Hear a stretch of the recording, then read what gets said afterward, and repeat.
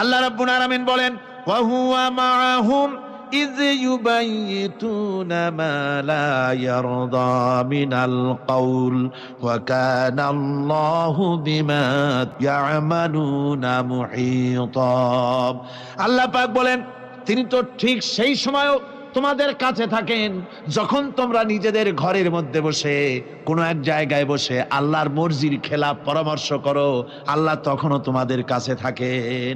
আল্লাহর ইহাতা থেকে, আল্লাহর কর্তৃত্ব থেকে বেরিয়ে যাওয়ার কোনো উপায় নাই। সুতরাং গোপনে বলেন, প্রকাশ্যে বলেন, যেভাবেই যা কিছু করা হোক না কেন, আল্লাহর কাছে আমাদের সমস্ত অপরাধগুলি ধরা হয়ে যায়। আর এটাই হচ্ছে ইমানের সীমা পরিসীমা।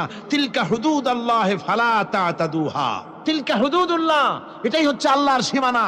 ইমানের এই সীমারেখা বজায় রেখে ইমানের উপরে মজবুত করে কোনো ব্যক্তি, পরিবার, সমাজ, রাষ্ট্র যদি তৈরি হয়, তাহলে সেই সমাজেই শান্তি আসে, সেই সমাজ